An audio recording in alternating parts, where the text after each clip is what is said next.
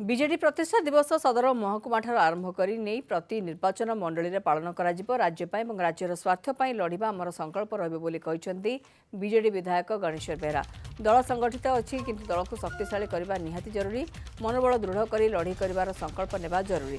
गणतंत्र में मत पार्थक्य रहिबो विजेडी रे सेमिति गोष्ठी बद थिबा मु अनुभव करूना बोली गणेश्वर बेहरा।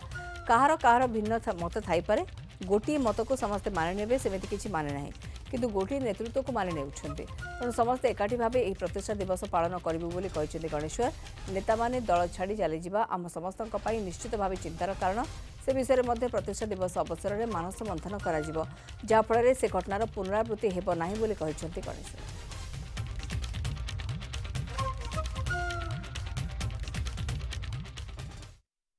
दल निष्पत्ति आमर जो प्रतिष्ठा दिवस समस्त विधानसभा निर्वाचन मंडल पालन करा जिला सदर राज्य सदर महकुमार तो निश्चित शंख भवन में पालित हम किंतु समस्त निर्वाचन मंडल में पालन करा तदनुजाई आम सब निजक प्रस्तुत करुचु। दल संगठित किंतु दल को शक्तिशाली करने जरूरी।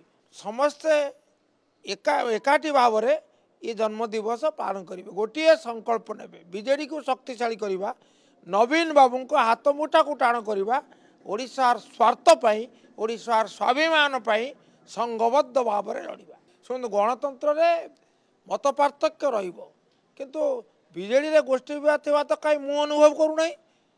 कार भिन्न मत थी पारे तो गोटे मत को समस्त मान्य ता नुहे कि गोटे नेतृत्व तो समस्त मान नौ। गोटे नेतृत्व नवीन नेतृत्व से बाबद तो कार द्वंद्व ना। दल छाड़ी चली जावाटा आम समस्त निश्चित भाव चिंतार कारण। से विषय